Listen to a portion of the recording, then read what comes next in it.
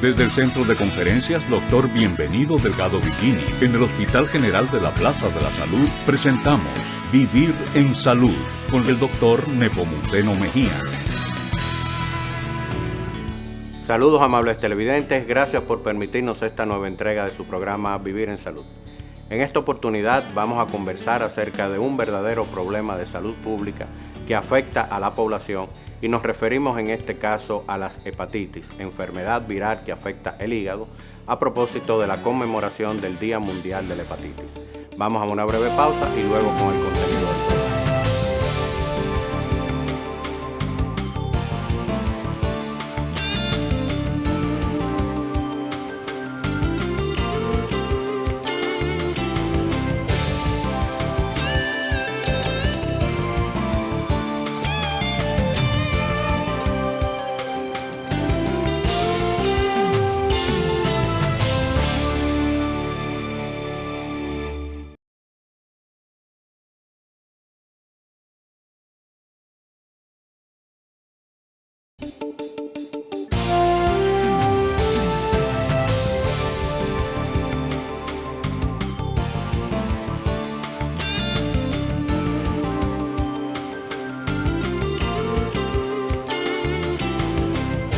Continuamos, amables televidentes, en el desarrollo de su programa Vivir en Salud.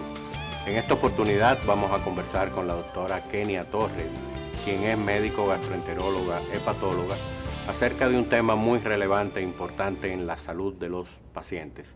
Y nos referimos a la hepatitis, un problema de salud pública a nivel mundial que afecta una proporción muy importante de la población y que tenemos información valiosa que puede contribuir a la mejoría y a la prevención. Doctora, gracias por estar con nosotros. Gracias por la invitación. Cuando hablamos de hepatitis, ese es su expertise, ese es su espacio. ¿Qué tenemos con esto siendo la hepatitis un problema de salud pública a nivel mundial? Que los casos continúan en aumento, algunas sí, otras un poco hemos podido tener un poco de control y de mejoría. Así es. Efectivamente, el término hepatitis Sí. es un término bastante amplio, ¿de acuerdo? No solamente abarca lo que son las hepatitis virales, sino que abarca cualquier otro tipo de condición hepática que pudiera inflamar el hígado, que eso Correcto. es lo que significa la palabra hepatitis. Así es. En este mes de julio, justamente, vamos a conmemorar el día 28, el Día Mundial de las Hepatitis Virales. Muy bien. Que son aquellas que están dadas por las hepatitis virales tipo A, tipo B, tipo C, tipo D y tipo E, que son las principales. Luego, las demás hepatitis Sí. también influyen directamente en nuestro diario vivir y ahora mismo estamos teniendo muchos casos de afectación del hígado por ese tipo de inflamación, o sea, por esas hepatitis. Correcto. Sobre todo las que están causadas tanto por hepatitis virales como por esteatohepatitis, dígase inflamación del hígado y fibrosis por presencia de grasa. Eso es importante que lo conversemos aquí y que hagamos la diferenciación. Primero vamos a conversar acerca de las hepatitis virales, que sabemos que hay un sinnúmero de virus que la producen y que para la población en sentido general son hepatitis Eso es. y que tienen enfoque y causas ahí que usted no va a explicar y posteriormente pasaremos a hablar de la esteatosis hepática o la inflamación o hepatitis del hígado por grasa. Muy bien. Entonces, el escenario es suyo. Gracias. Vamos a ver, las hepatitis virales, como mencioné, van desde la A hasta la E, que son las principales. Es bueno que el paciente sepa que cada una tiene sus características particulares y que algunas de ellas comparten vía de transmisión. Muy bien. La hepatitis A está causada generalmente por una transmisión oral fecal, dígase que es por los alimentos maltratados y mal contaminados y mal cocidos. Sumamente importante claro, eso, porque eso es frecuente. Frecuentísimo, sobre todo porque estamos teniendo una alta incidencia de pacientes que comen muy mal, que comen productos en la calle mal elaborados. Así es. Y entonces nos vienen al hospital con alteraciones de la función del hígado, con características físicas como ictericia, acompañada de fiebre y vómitos. Correcto. Entonces, ese tipo de hepatitis entra a nuestro cuerpo, en ese momento entra como una hepatitis aguda, pero en más de un 80% de los casos es una hepatitis que sale de nuestro cuerpo, se queda el anticuerpo, que es la marca que dice que tuvimos en contacto con ese tipo de hepatitis, pero generalmente es una hepatitis que evoluciona bastante bien, excepto muy poco porcentaje de pacientes que puede evolucionar a una hepatitis fulminante por la hepatitis A, pero esos son muy pocos casos. Correcto. Luego tenemos la hepatitis B y la hepatitis C. La voy a juntar porque comparten vía de transmisión. Las vías de transmisiones principales son transfusiones sanguíneas, procedimientos quirúrgicos con material quirúrgico no perfectamente esterilizado. Así es. En el caso de las personas que comparten agujas para la realización de tatuajes o personas que utilizan drogas vía endovenosa. En cuanto al sexo, hay una diferenciación entre las dos hepatitis virales, ya que la hepatitis B se puede transmitir con mucho más facilidad por vía sexual que la hepatitis C. Sin embargo, las dos tienen el mismo mecanismo de evolución. Entran a nuestro cuerpo, pueden desecharse, o sea, puede pasar una hepatitis aguda y no tener hepatitis, o puede cronificar. Cronificar significa que tener la misma hepatitis 6 meses después de haber tenido el contacto. Eso es cronificar. En el caso del virus de la hepatitis B, el paciente que cronifica es un paciente que prácticamente se queda con la hepatitis B durante toda su vida. Correcto. En el caso de la hepatitis C ya tenemos tratamientos que son los medicamentos y análogos de acción directa, que son antivirales sumamente potentes y que curan la hepatitis C. Eso es importante. ¿Qué pasa con el paciente con virus B? Que lamentablemente las condiciones hepáticas son condiciones que nos afectan, sin embargo las que cronifican no producen ninguna sintomatología en nosotros. Eso hace que el paciente se relaje. Sí. Si no la ignora, se relaje. Sin embargo, esta es una hepatitis que puede ir en evolución de manera silente. Va inflamando el hígado, luego pasa a otra fase que es el endurecimiento hepático, que es la fibrosis, y esto luego puede dar lugar a cirrosis, que ya es la disfunción hepática. Obviamente, un paciente que tiene un hígado fibrótico o cirrótico es un caldo de cultivo para el desarrollo de lesiones tumorales, que es el hepatocarcinoma, o que incluso la descompensación hepática sea tan marcada que el paciente tenga que llegar o evolucionar a un trasplante de hígado, y que si no lo recibe, pues lamentablemente puede llegar a la muerte. Muy bien. En el caso de las hepatitis delta, casi no se habla de eso porque no es tan frecuente, pero para que haya una hepatitis delta presente tiene que haber una hepatitis B, nunca va sola. El paciente siempre tiene que tener acompañado. eso, una B con una delta, y la hepatitis E en nuestro país, en nuestro continente, no es tan frecuente. ¿Cómo se hace el diagnóstico, doctora? El diagnóstico se hace con la determinación de anticuerpos en el caso de la hepatitis A y de la hepatitis C, y de antígeno de superficie en el caso de la hepatitis B.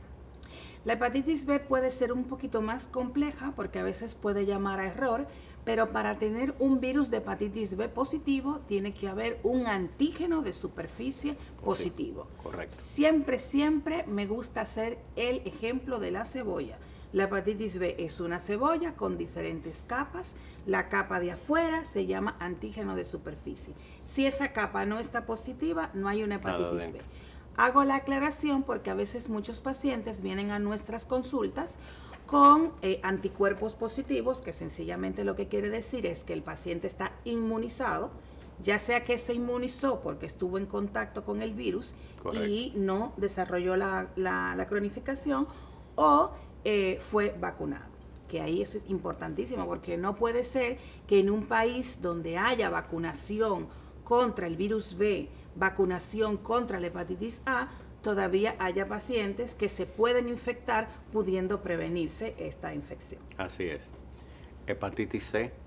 Hepatitis C se hace la determinación del anticuerpo.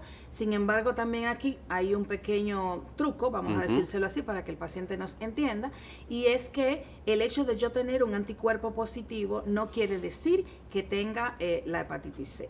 Y aquí le hago siempre al paciente el ejemplo de un semáforo.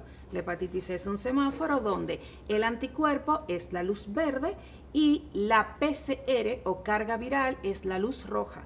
Si el paciente me llega con la luz verde encendida, pero la luz roja apagada, significa que estuve en contacto con el virus, pero no desarrollé la hepatitis C. Sin embargo, si vengo con las dos luces encendidas, quiere decir que tengo una hepatitis C crónica y que tengo que accesar al tratamiento antiviral. Precisamente, excelente explicación, doctora, gracias. Muy bien. Precisamente el enfoque terapéutico de las diferentes modalidades. Así es. En el caso de la hepatitis A, generalmente es una infección aguda que la mayoría de las veces pasa desapercibido en nuestro cuerpo. Si en dado caso el paciente amerita un ingreso hospitalario, lo mejor es la hidroterapia, muy buena hidratación y ya medicaciones dependiendo de los síntomas que presente. En el caso del virus B, si es aguda, no se medica para darle la oportunidad a ver si cronifica. Si cronifica, dependiendo de las características bioquímicas y virológicas del paciente, entonces tiene que pasar al uso de un antiviral que va a mantener ese virus a raya para que no desencadene una afectación hepática importante. En el caso del virus C, pues ya hay, como dije, antivirales de acción directa, que son fármacos excelentísimos con prácticamente un 100% de efectividad. ¿Disponibles esos fármacos en la República Dominicana para Disponibles, el paciente? Tanto lo del virus B como lo del virus C. Lo del virus B por su precio más asequible a nivel de farmacias, y en el caso del virus C, como son medicamentos sí ya bastante costosos, están dentro del marco de los medicamentos que se distribuyen a través del programa de alto costo del Ministerio de Salud Pública. El médico de cada paciente se encarga de ensamblarle un expediente que se envía a ese departamento y ellos le dan la terapia, que son 3 frascos, porque es un frasco por mes, una tableta cada día con el almuerzo durante 12 semanas y garantizamos la cura. Excelente información. ¿Cuáles son los pacientes que lamentablemente evolucionan y necesitan o ameritan un trasplante hepático para poder mejorar su condición de salud? Terapéutica disponible en el hospital. ¿Cómo trabajan todo esto?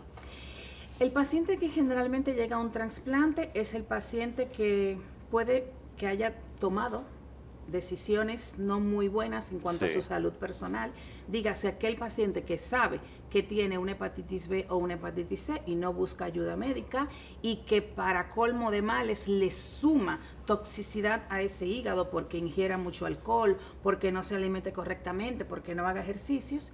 Y luego está el paciente que tiene una agresividad viral tal que, a pesar de las medidas tomadas desde el punto de vista farmacológico y terapéutico, puede evolucionar a una cirrosis.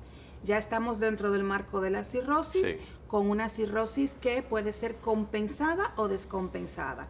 Compensada es aquel paciente que tiene daños de función hepática, pero que se mantiene bajo una línea, una meseta evolutiva bastante aceptable, y es el paciente que puede llevar una vida dentro de lo que cabe normal. Y luego está el paciente que desencadena un sinnúmero de daño, que puede ser o que tenga una hematemesis, que es cuando vomita la sangre producto de la rotura de varices esofágicas, o que desarrolle distensión abdominal por el líquido ascítico, que eso se llama descompensación hidrópica, o que desarrolle trastornos neuropsiquiátricos, como está descrito, no porque tenga ningún problema psiquiátrico, sino por el porque trastorno metabólico que tiene. Hay un descontrol a nivel de las bacterias del colon y la filtración hepática. Eso se va al cerebro y el paciente no sabe dónde está, no sabe cómo se llama, y ya ese cuadro, en ese contexto, se denomina encefalopatía hepática. Y luego está el paciente que no desarrolla probablemente ninguna de estas cosas, o sí, y también desarrolla lesiones tumorales en la superficie del hígado. Entonces, ya estos pacientes son solo rescatables con un trasplante hepático, tal como usted lo mencionó. Lo tenemos disponible en nuestra institución con una tasa de respuesta excelentísima. Los pacientes que han recibido trasplante de hígado han evolucionado bastante bien. Y aquellos pocos que lamentablemente no han sobrepasado, no ha sido por disfunción incluso del órgano que se ha recibido, sino por algún otro trastorno que puede ser cardiovascular o metabólico, que puede coexistir en este tipo de pacientes. Pero la verdad es que el trasplante, digamos que es la única vía en que puede venir para que podamos rescatar a este tipo de pacientes. Excelente, doctora, y sobre todo tener la oportunidad de decirle a la población que lo tenemos disponible en el Hospital General de la Plaza de la Salud como modalidad terapéutica y alternativa a recuperar la salud de estos pacientes. Para finalizar, doctora, mensaje y recomendación a la clase médica y a la población en sentido general con relación al tema de las hepatitis, qué hacer para evitarlas y si ya la tiene, cómo poder conseguir ayuda y apoyo para mejorarlo. Así es. Mira, una de las cosas que yo siempre resalto del Hospital General de la Plaza de la Salud es la conciencia que han hecho todos nuestros colegas de las diferentes especialidades. Sí. Ya la mayoría de las especialidades en nuestro hospital siempre le hacen ese perfil viral al paciente, porque si no hacemos la prueba, aunque sea una vez en nuestra vida, no vamos a poder, sabemos, claro, rescatar al paciente. Luego al paciente en sí y a los demás médicos de otras instituciones, recomendarle, que se haga la prueba, al paciente que pida la prueba, el paciente que se ha sometido o que diga que tiene factores de riesgo como paciente tatuado, paciente que utilice drogas, sí, paciente que tenga, por ejemplo, sexo anal, no por nada, sino porque el sexo anal, al ser una membrana más fina, la introducción del virus, claro, exactamente, es más fácil. Hay que hacerse esa prueba aunque sea una vez, pedírsela a su médico, sí, y el médico también pedirla dentro del marco de las pruebas de rutina al menos una vez. Y ya dependiendo de las características, si es un paciente que tiene el virus, si es un médico, por ejemplo un gastroenterólogo que está capacitado para llevar la condición, pues llevarla, si no, referirlo a nuestras consultas de hígado. Y al paciente en general, no sumarle tanta toxicidad a nuestro hígado, no porque tenga necesariamente hepatitis, aún sin tenerla. Correcto. La salud hepática definitivamente es importantísima, es un órgano muy noble, que es verdad que aguanta mucho, pero que cuando él dice ya no doy para más, es difícil rescatarlo. Muchísimas gracias, doctora, por su valiosa e importante información, y a ustedes, amables televidentes, que han permanecido con nosotros en su programa Vivir en Salud.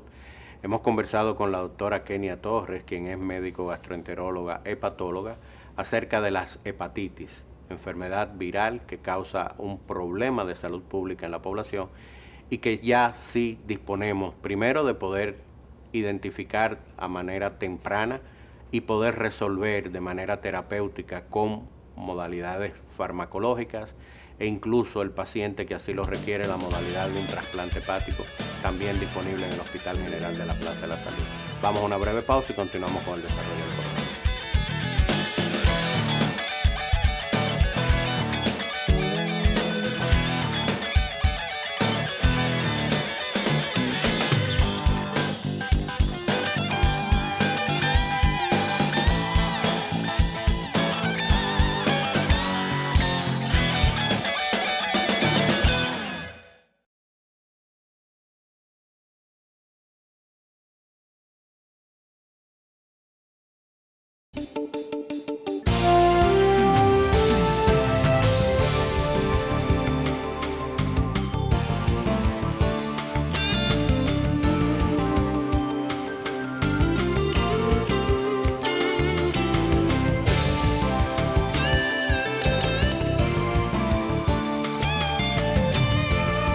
Gracias, amables televidentes, por permanecer con nosotros en su programa Vivir en Salud.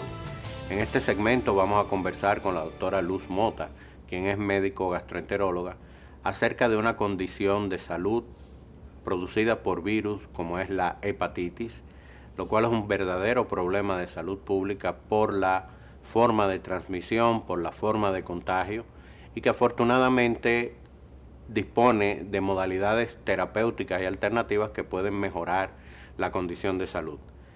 Es importante este tema a propósito de la conmemoración del Día Mundial de la Hepatitis. Doctora, gracias por estar con nosotros. Gracias por la invitación. ¿Qué se espera con la conmemoración?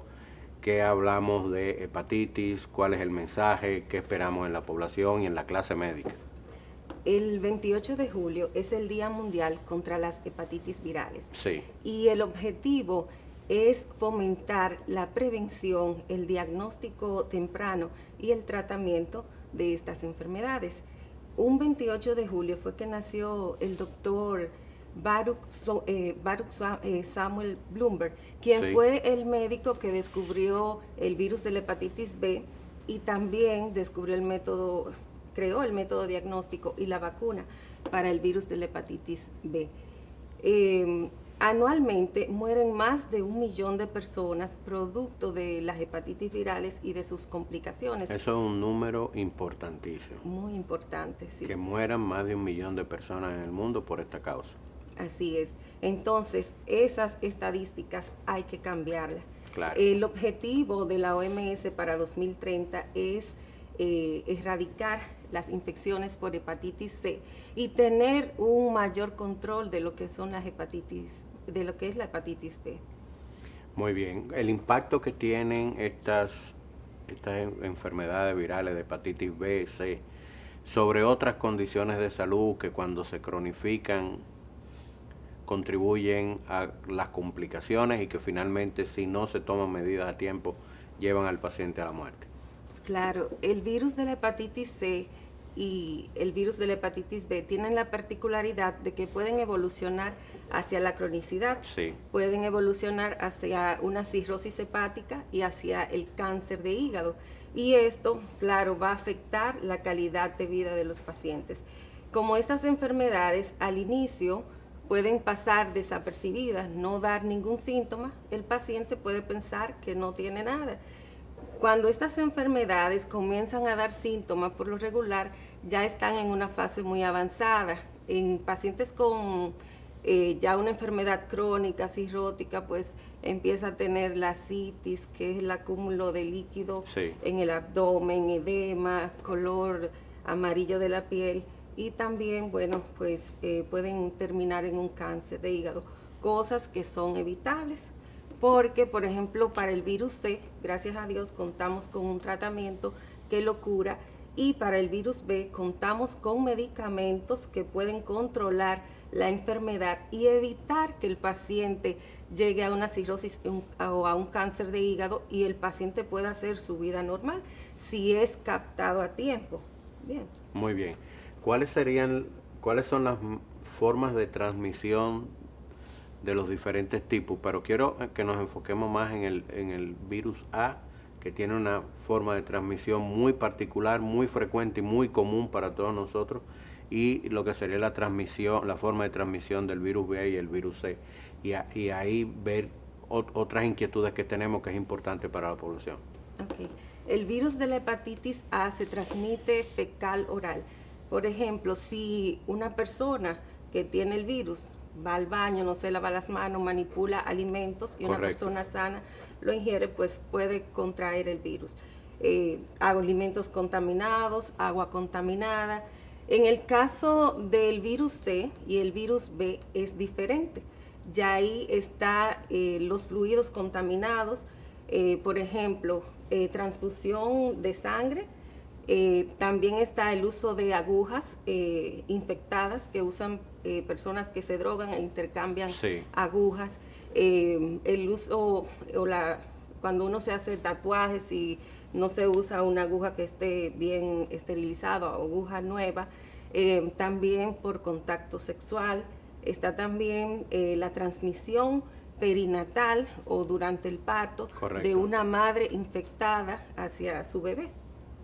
¿Cuáles serían las recomendaciones de prevención, enfocado mucho al tema de las transfusiones sanguíneas? ¿Cuáles son las medidas que pueden garantizar seguridad para que no ocurra este tema de Sí. transmisión? Algo importante es que las personas que se hicieron transfusión sanguínea antes del año 1995 Sí. deben realizarse prueba para hepatitis C porque no contábamos con ese medio para hacer las pruebas a los donantes. Correcto. Entonces, siempre que vayamos a solicitar sangre de un donador, debemos de ir a un banco de sangre confiable. Gracias a Dios contamos con los métodos y los bancos de sangre toman las medidas de precaución para hacerle la prueba a la persona donante de los virus y evitar así llevarle la infección a una persona que esté sana. ¿Cuál es la recomendación de identificación o de prevención temprana de un paciente que pueda tener? ¿Cuándo el paciente debe de investigar para saber si tiene presencia del virus, si ha estado en contacto, si ha estado evolucionando la enfermedad? ¿Cuándo esa recomendación pasa al que sea indicativo el esquema de vacunación? ¿Qué hay con todo esto? Bueno, si una persona trabaja en un lugar de alto riesgo, Sí. Por ejemplo, el mismo personal de salud, las personas que están privadas de libertad, deben de hacerse la prueba. Y si, por ejemplo, en el caso de la hepatitis B, hacerse el antígeno de superficie, o si ha estado en contacto con, o si se quiere saber si ha estado en contacto con el virus, se hace el anticuerpo de la hepatitis B, el COR. En caso de que la persona no tenga inmunidad para la hepatitis B, tenemos vacunas para la hepatitis B. Son 3 dosis, Sí. Se le da una, no importa si es niño o si es adulto. En los niños hay un programa de vacunación que lo incluye desde el momento al 0 mes de nacimiento.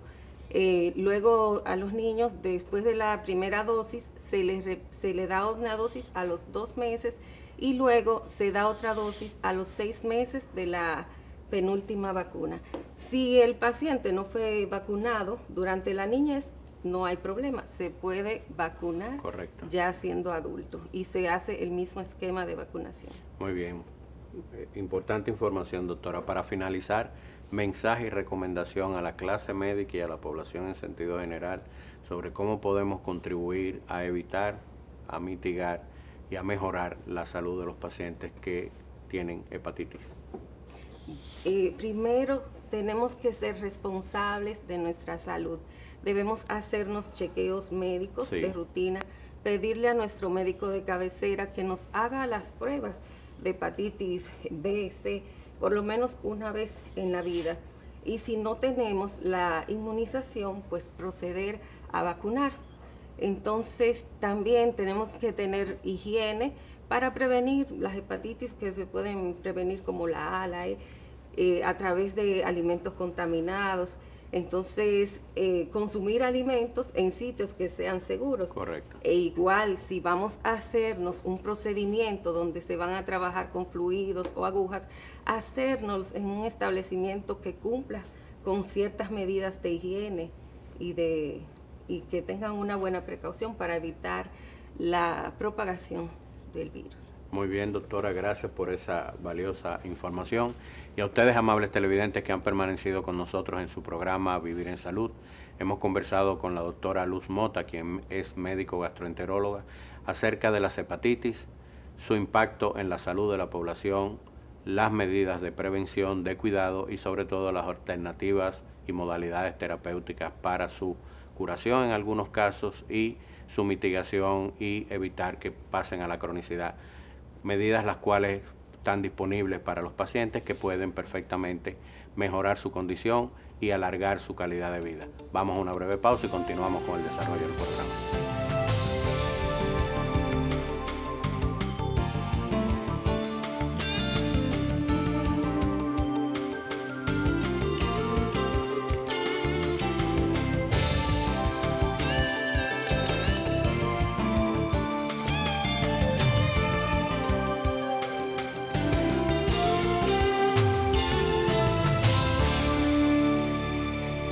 Gracias, amables televidentes, por habernos permitido llegar una vez más a sus hogares en una nueva entrega de su programa Vivir en Salud. Y recuerde que puede conectar con nosotros a través de nuestras redes sociales como @Plaza de la Salud. Hasta la próxima, amigos.